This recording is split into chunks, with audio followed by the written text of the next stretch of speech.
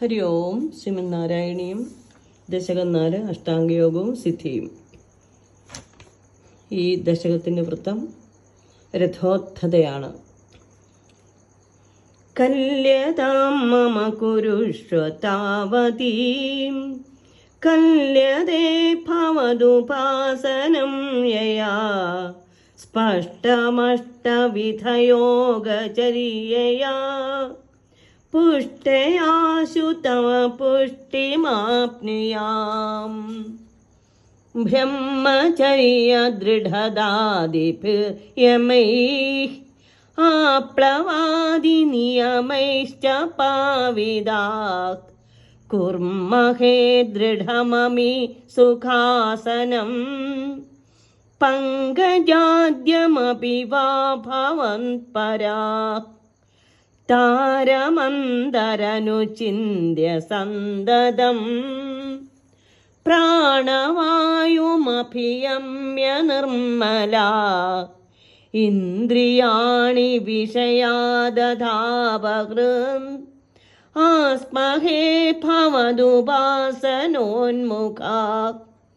അസ്ഫുടേ വപുഷിതേ പ്രയത്നതോ ധാരയേമധിഷണ മുഹുർമുഹുഃ തേന ഭക്തിരസമന്തരദ്രതാം ഉദ്വഹേമ ഭവദംഘ്രിചിന്തകാഃ വിസ്ഫുടാവയവഭേദസുന്ദരം തൻവപുഃസുചിരശീലനാവശാൻ ആശ്രമം മനസി ചിന്തയാമഹേ ധ്യാനയോഗനിരതാസ്ത്വദാശ്രയാഃ ധ്യായതാം സകളമൂർത്തിമീദൃശീം ഉന്മിഷന്മധുരദാഹൃദാത്മനാം സാന്ദ്രമോദരസരൂപമാന്തരം ബ്രഹ്മരൂപമയി ദേവവാസദേ തൽസമാസ്വദനരൂപിണീം സ്ഥിതിം ത്വം സമാധിമയി വിശ്വനായകാ ആശ്രിതാ പുനരദ പരിച്യുതൗ ആരവേമഹിജധാരണാദികം ഇദ്ധമഭ്യസന നിർഭരോല്ലസം ത്വം പരാത്മസുഖകൽപ്പിതോത്സവാ മുക്തഭക്തകുലമൗലിതാം ഗദാ സഞ്ചരേമ ശുഗനാരദാദിവം ത്വം സമാധിവിജയേതുയ പുനഃ മംഷുമോക്ഷരസികക്രമേണ വാ യോഗവശ്യമനിലം ഷഡാശ്രയൈഃ ഉന്നയത്യജ സുഷുമ്നയാശനൈഃ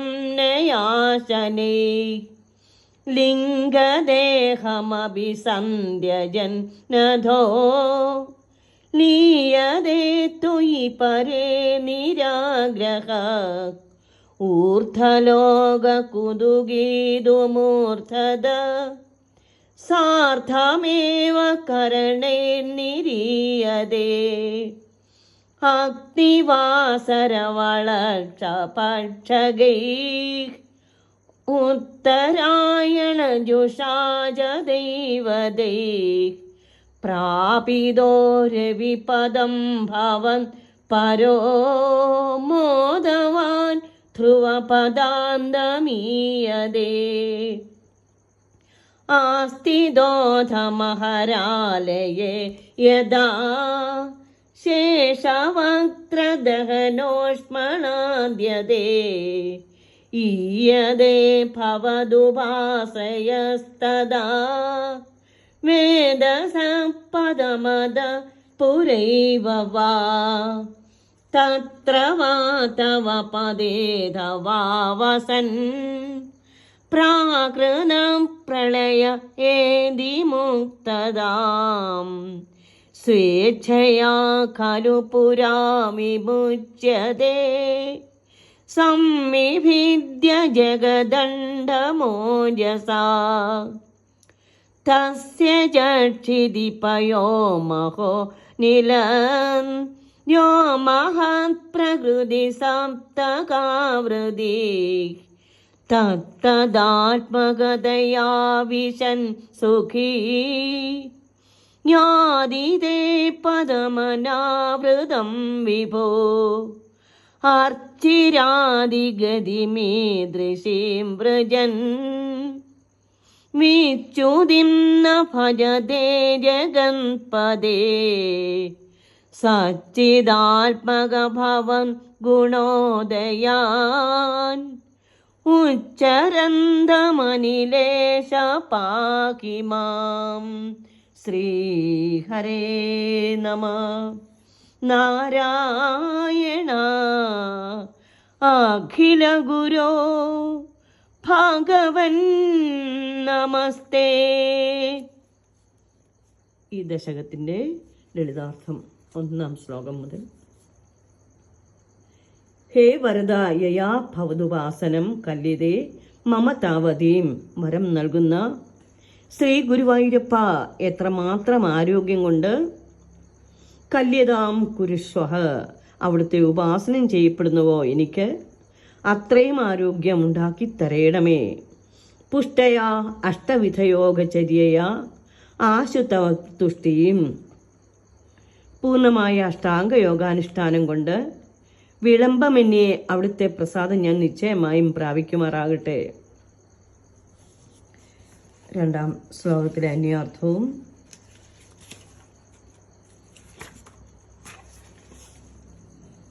അഭിഭവത്പരാഹ, ഈ അടിയങ്ങൾ അങ്ങയെ തന്നെ ആശ്രയിച്ചവരായി ബ്രഹ്മചര്യവ്രതാദിഭിഹി, ഉറച്ച ബ്രഹ്മചര്യം, അഹിംസ, സത്യം, യമൈഹി ആപ്ലവാദി നിയമൈഹി ച തുടങ്ങിയ യമങ്ങളാലും സ്നാനം, മനഃശുദ്ധി, ജപം മുതലായ നിയമങ്ങളാലും പവിത്രതാഹ, പരിശുദ്ധരായി തീർന്നിട്ട് സുഖാസനം അഭിവാ, സുഖാസനമോ പത്മാസനം, സ്വസ്തികാസനം, പങ്കജാദ്യം, ദൃഢാം മുതലായ ആസനവിശേഷമോ ഏതെങ്കിലും ഒന്ന് കൂർമഹേ, അഭ്യാസം കൊണ്ട് ഉറപ്പിച്ചു കൊള്ളാം.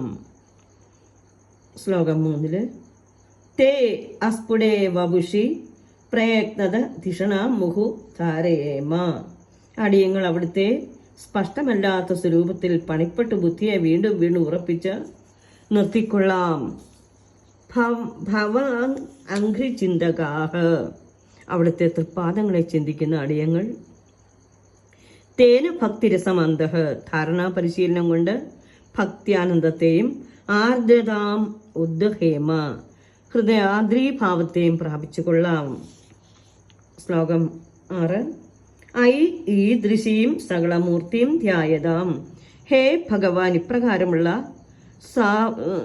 അവയവരൂപത്തെ ധ്യാനിക്കുന്നവരും അവിടുത്തെ ആ ദിവ്യരൂപത്തെ ധ്യാനിക്കുന്നവരും ഉന്മിഷൻ മധുരതാ ബഹുതാത്മനാം, അതായത് യോഗിമാരാം, അഭിവ്യക്തമായ മാധുര്യത്താൽ വശീകൃത ഹൃദയരുമായ യോഗികൾക്ക് സാന്ദ്രമോദ രസരൂപമന്തരം, ആനന്ദഘന സ്വരൂപവും മനസ്സുകൊണ്ട് മാത്രം തേ രൂപം ബ്രഹ്മ അവഭാസതി, ഗ്രഹിക്കാവുന്നതുമായ അവിടുത്തെ രൂപമാകുന്ന ബ്രഹ്മം പ്രകാശിക്കുന്നു. ശ്ലോകം 7. ഐ വിശ്വനായക ത്വൽ സമാസ്വദന രൂപിണീം.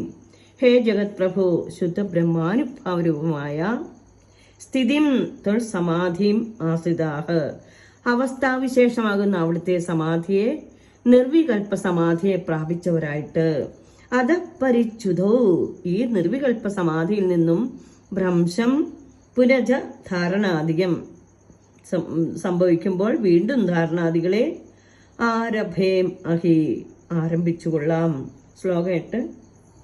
ഇത്തം അഭ്യസന നിർഭരോല്ലസൻ, അടിയങ്ങൾ ഇപ്രകാരം യോഗാഭ്യാസം കൊണ്ട് ഏറ്റവും പ്രകടമാകുന്ന തൻ പരാത്മസുഖ കൽപ്പിതോത്സവാഹ, അവിടുന്ന് തന്നെയായ പരബ്രഹ്മാനന്ദം കൊണ്ടുണ്ടായ ഹർഷാതിരേകത്തോടു കൂടിയവരായി കൽപ്പിതോത്സവാഹ മുക്തഭക്തകുല മൗലിതാം ഗതാം. ജീവൻ മുക്തരായ ഭക്ത ശിരോമണികളായി തീർന്നിട്ട്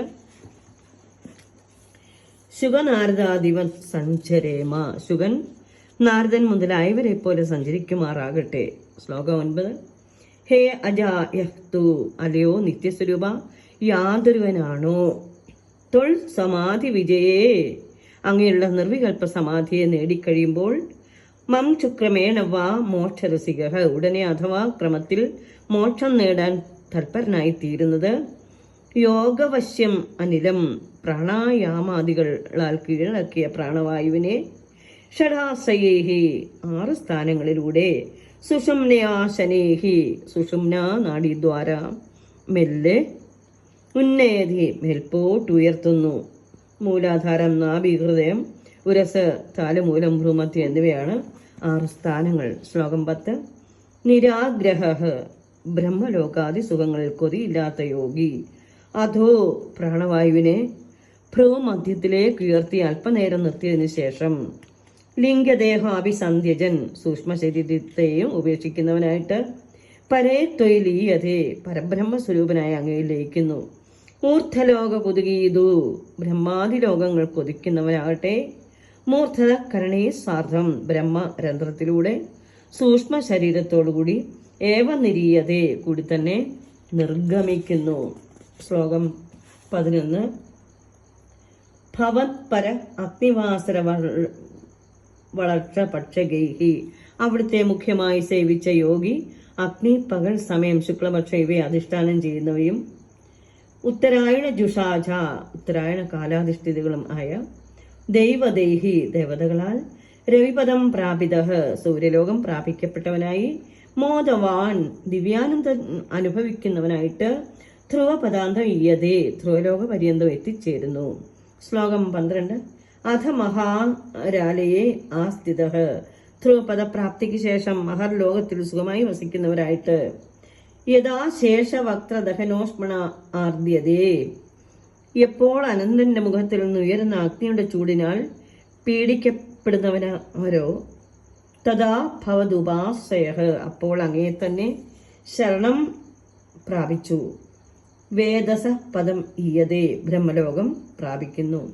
വാ അധ പുരായേവ അഥവാ ശേഷ വദനാഗ്നി പീഡയ്ക്ക് മുൻപ് പദം ഈയതേ തന്നെ ബ്രഹ്മലോകത്തെ പ്രാപിക്കുന്നു. തത്രവ അഥവാ തവ പദീ വസൻ, ബ്രഹ്മലോകത്തിലെ അല്ലെങ്കിൽ അവിടുത്തെ പദത്തിലെ വസിക്കുന്നവനായിട്ട് യോഗി പ്രാകൃത പ്രളയത്തിൽ മുക്തതാം ഏതി മോക്ഷം പ്രാപിക്കുന്നു. സ്വേച്ഛയാ അല്ലെങ്കിൽ ഇച്ഛാനുസാരം പ്രകൃത പ്രളയത്തിനും പുരാഖലു മുൻപ് തന്നെ ഓജസ ജഗദണ്ഡം തന്റെ യോഗബലം കൊണ്ട് ബ്രഹ്മാണ്ഡം സംവിഭിദ്യം വിമുച്യതേ പിളർന്നിട്ട് മോക്ഷം പ്രാപിക്കുന്നു. ശ്ലോകം 14. വിഭോ തസ്യജ ക്ഷിതി പയോ മഹോനില, ഹേ പരിപൂർണ സ്വരൂപ യോഗി ബ്രഹ്മാണ്ഡത്തിന്റെ പൃഥ്വി, ജലം, തേജസ്, വായു, ആകാശം, ദ്യോമഹത് പ്രകൃതി, സപ്തകാവൃതീഹി മഹത്തത്വം, മായ എന്നീ 7 ആവരണങ്ങളെ തത്തദാത്മകതയാ അതതിന്റെ സ്വരൂപത്തിൽ വിഷൻ സുഖി പ്രവേശിച്ചിട്ട് പരമാനന്ദം അനുഭവിച്ച തേ അനാവൃതം പദം യാതി അവിടുത്തെ ആവരണരഹിതമായ ബ്രഹ്മസ്വരൂപത്തെ പ്രാപിക്കുന്നു. ഹേ ജഗത്പദേ ഈ ദൃശീം അർച്ചിരാധിഗതിയും വർജൻ, അല്ലയോ ജഗദീശ്വര ഇപ്രകാരമുള്ള തേജോ ലോകാധിഗതിയെ പ്രാപിക്കുന്നവനായ യോഗി വിച്യുതിം ന ഭജതേ പുനരാവർത്തിയെ പ്രാപിക്കുന്നവന് ജന്മം ഉണ്ടാകുന്നില്ല. സച്ചിദാത്മക അനിലേശ സച്ചിദാനന്ദ സ്വരൂപനായ അല്ലയോ ഗുരുവായൂരപ്പ ഭവത് ഗുണോദയാൻ അവിടുത്തെ ഗുണോത്കർഷങ്ങളെ കീർത്തനം ചെയ്യുന്ന ഉച്ചരന്തം മാം പാഹി അടിനെ രക്ഷിക്കണമേ, ഉച്ചത്തിൽ കീർത്തിക്കുന്നതിനെ രക്ഷിക്കണേ. ഭഗവാനോട് പ്രാർത്ഥിക്കുകയാണ്. ഉച്ചത്തിൽ തന്നെ നാമം ജപിക്കുന്ന അടിയങ്ങളെ അവിടുന്ന് കാത്തു രക്ഷിക്കണമേ. അവിടുത്തെ ചരണങ്ങളിൽ സർവവും സമർപ്പിച്ചുകൊണ്ട് ഭക്തിയോടെ തിരുനാമം ആലപിക്കാനുള്ള ഭക്തിയും ശക്തിയും ഒക്കെ തന്നെ അനുഗ്രഹിക്കുമാറാകണമേ ഭഗവാനെ എന്ന് പറഞ്ഞുകൊണ്ടാണ് ഈ ദശകം സമാപ്തമാകുന്നത്. അല്ലയോ ഭഗവാനെ ഇതിൻ്റെ ലളിതാർത്ഥം. അങ്ങയെ ഉപാസിക്കാൻ തക്ക ആരോഗ്യവും കരുത്തും എനിക്കുണ്ടാക്കി തന്നാലും ഞാൻ തീർച്ചയായും അങ്ങയെ ഉപാസിക്കാം. പരിപുഷ്ടമായ 8 വിധ യോഗചര്യകളാൽ ഞാൻ വേഗത്തിൽ അങ്ങയുടെ പ്രീതി സമ്പാദിക്കും. ശ്ലോകം 2. ബ്രഹ്മചര്യ, ദൃഢത എന്ന് തുടങ്ങിയ യമങ്ങളാലും സ്നാന ജപങ്ങൾ മുതലായ ചര്യകളാലും പരിശുദ്ധമാകുന്ന ഞങ്ങൾ അങ്ങയിൽ ഉറച്ച ആസക്തിയോടുകൂടി പത്മാസനം മുതലായ ആസനങ്ങൾ ബന്ധിച്ച് സ്ഥിരമായി അങ്ങയെ ധ്യാനിക്കാം. ശ്ലോകം 3. അന്തരംഗത്തിൽ സദാ പ്രണവമന്ത്രം വിഭാവനം ചെയ്തും ജീവവായുവിനെ പോലും അടക്കുകയും നിർമ്മല ചിത്തരായി അതിനുശേഷം ഞങ്ങൾ സകല ഇന്ദ്രിയങ്ങളെയും അവയുടെ വ്യാപാരങ്ങളിൽ നിന്ന് നിവർത്തിപ്പിച്ചിട്ട് അങ്ങയുടെ ഉപാസനയിൽ മാത്രം ആസക്തരായി സ്ഥിതി ചെയ്യും. ശ്ലോകം 4. അസ്പഷ്ടമായ അങ്ങയുടെ സ്വരൂപത്തിൽ നിരന്തരം ബുദ്ധിയെ വ്യാപരിപ്പിക്കാൻ ഞങ്ങൾ ശക്തരാകണം. അങ്ങയുടെ പാദങ്ങൾ മാത്രം ചിന്തിക്കുന്ന ഞങ്ങൾക്ക് തന്മൂലം ഭക്തിരസവും ഹൃദയാദ്രവും കരഗതം ആകുന്നതാണ്. ശ്ലോകം 5. ഏകാശ്രയം അങ്ങായിട്ടുള്ളവരും ധ്യാനയോഗത്തിൽ മുഴുകിയവരുമായ ഞങ്ങൾ വ്യക്തമായ അംഗവിഭാഗങ്ങളോടെ സുന്ദരമായി കാണപ്പെടുന്ന അങ്ങയുടെ സ്വരൂപത്തെ ചിരകാല പരിശീലനത്താൽ അനായാസം ഹൃദയത്തിൽ വഹിക്കാം. ശ്ലോകം 6. ഇപ്രകാരം എല്ലാ കലകളും നിറഞ്ഞ അങ്ങയുടെ സ്വരൂപത്തെ ധ്യാനിക്കുകയും ഉജ്ജ്വലമായ സുഷമയാൽ ഹരിക്കപ്പെട്ട ആത്മാവോടെ സ്ഥിതി ചെയ്യുകയും ചെയ്യുന്നവർക്ക് അങ്ങയുടെ ആനന്ദ നിർഭര സ്വരൂപമായ യഥാർത്ഥ ബ്രഹ്മം അനുഭവവേദ്യമാകുന്നു. ശ്ലോകം 7. ഹേ ലോകനാഥ, ആ സ്വരൂപ ആസ്വാദനപരമായി അങ്ങനെയുള്ള സമാധിയെ ആശ്രയിക്കുന്ന ഞങ്ങൾ വീണ്ടും അതിൽ നിന്നിളക്കമുണ്ടാകുമ്പോൾ ധാരണ മുതലായ മറ്റ് യോഗങ്ങളെ അനുഷ്ഠിക്കാം. ശ്ലോകം 8. ഇപ്രകാരം അഭ്യാസസിദ്ധിയാൽ ലഭ്യമാകുന്ന അങ്ങയുടെ കാന്തിമത്തായ പരബ്രഹ്മസ്വരൂപം കണ്ടു സുഖത്തിൻ്റെ ഭാവന നിർമ്മിതമായ മേളയിലെത്തുന്ന ഞങ്ങൾ മൺമറഞ്ഞ ഭക്തകുലത്തിൻ്റെ മൗലിഭൂഷണമായിട്ട് ശുഗൻ, നാരദൻ എന്നീ മഹർഷിമാർക്കൊപ്പം സഞ്ചരിക്കുമാറാകണം. കൃഷ്ണ. ശ്ലോകം 9. ജനമൃതി വിഹീനനായ ഭഗവാനെ, അവിടത്തേക്ക് ജന്മമില്ല മരണവുമില്ല, അങ്ങേലുള്ള സമാധി വിജയിച്ച ഒരാൾ അപ്പോൾ തന്നെയോ അഥവാ ക്രമേണയോ മോക്ഷാസക്തരായി തീർന്നാൽ അവൻ യോഗസിദ്ധിയാൽ തനിക്ക് സ്വാധീനമായ ജീവവായുവെ 6 സ്ഥാനങ്ങളിൽ കൂടി മെല്ലെ സുഷുമ്ന നാഡിയിലൂടെ മേൽപോട്ട് ഉയർത്തുന്നു. ശ്ലോകം 10. മറ്റ് യാതൊന്നിലും ഇച്ഛയില്ലാത്ത അവൻ പിന്നീട് ശരീരത്തെയും ത്യജിച്ചുകൊണ്ട് പരമപുരുഷനായ അങ്ങയിൽ ലയിച്ചു ചേരുന്നു. മുകളിലെ ലോകങ്ങളിൽ ജീവിക്കാൻ ആഗ്രഹമുള്ളവൻ ചിത്തം, ശരീരേന്ദ്രിയങ്ങൾ എന്നീ കരണങ്ങളോടുകൂടി മൂർധാവിലൂടെ ബഹിർഗമിക്കുന്നു. ഇവിടെ ശ്വാസം മൂർധാവിലൂടെ പോകുന്നു. ശ്ലോകം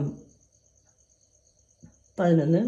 അങ്ങയിൽ ആസക്തിയുള്ളവൻ അഗ്നി, ദിവസം, വെളുത്തപക്ഷം, ഉത്തരായണ കാലം എന്നിവയുടെ അധിപന്മാരായ ദേവന്മാരുടെ സഹായത്തോടെ സൂര്യലോകം പ്രാപിക്കുകയും ദേവഭോഗങ്ങൾ ആസ്വദിച്ച് മതി വരുമ്പോൾ ധ്രുവലോകം പ്രാപിക്കുകയും ചെയ്യുന്നു. ശ്ലോകം 12. അനന്തരം കുറെ കാലം മഹർലോകത്തിലിരിക്കുന്ന അങ്ങയുടെ സേവകൻ അനന്തന്റെ മുഖത്തുനിന്നുണ്ടാകുന്ന അഗ്നിയുടെ ഊഷ്മാവിനാൽ ക്ലേശിക്കുമ്പോഴോ അതിനു മുൻപോ ബ്രഹ്മലോകത്തെ പ്രാപിക്കുന്നു. ശ്ലോകം 13. അവൻ ബ്രഹ്മലോകത്തിലോ വൈകുണ്ഠത്തിലോ വസിക്കുകയും കൽപ്പാന്ത കാലം വരുമ്പോൾ സായുജ്യം നേടുകയും ചെയ്യുന്നു. ചിലർ അതിന് കാത്തിരിക്കാതെ സ്വേച്ഛ പോലെ സ്വശക്തിയാൽ ബ്രഹ്മാണ്ടത്തെ പിളരുകയും ബ്രഹ്മത്തിൽ ലയിക്കുകയും ചെയ്യുന്നു. ശ്ലോകം 14. ഹേ വിഭോ, ഭൂമി, ജലം, തേജസ്, വായു, ആകാശം, മഹത്തത്വം, മൂലപ്രകൃതി എന്നിങ്ങൾ ബ്രഹ്മാണ്ടത്തിന്റെ 7 ആവരണങ്ങളിലും അതാതിന്റെ രൂപത്തിൽ പ്രവേശിക്കുന്ന അവൻ സർവസുഖങ്ങളോടും കൂടി ആവരണമില്ലാത്ത അങ്ങയുടെ പാദത്തെ പ്രാപിക്കുന്നു. ശ്ലോകം 15. അല്ലയോ ലോകനാഥ, അഖില ഗുരു, ഇപ്രകാരം അർച്ചരാദികളിലൂടെ സായുജ്യപ്രാപ്തി നേടുന്നവൻ വീണ്ടും കഴിഞ്ഞ ജന്മത്തിന്റെ പുനരാവൃത്തി അനുഭവിക്കുന്നവനൊരു പുനർജന്മം ഉണ്ടാകുന്നില്ല. അല്ലയോ പരമാനന്ദ സ്വരൂപനായ ഗുരുവായൂരപ്പ, അങ്ങയുടെ ഗുണങ്ങളെ ഉറക്കെ പ്രകീർത്തിക്കുന്ന എന്നെ രക്ഷിക്കണമേ, അതിനുള്ള ശക്തി തരണമേ, സമാധാനം തന്ന് രക്ഷിക്കണമേ ഭഗവാനെ. അവിടുത്തെ തിരുനാമം കീർത്തിച്ച് ബാക്കിയുള്ള ജീവിതം ധന്യമാക്കുവാൻ അവിടുന്ന് ആ കരുണാകടാക്ഷങ്ങൾ എല്ലാവരും തന്നനുഗ്രഹിക്കുമാറാകണമേ എന്നുള്ള പ്രാർത്ഥനയോടെ ഈ ദശകയുടെ സമാപ്തമാക്കുന്നു. ഹരി ഓം. സർവം ശ്രീകൃഷ്ണാർപ്പണമസ്തു.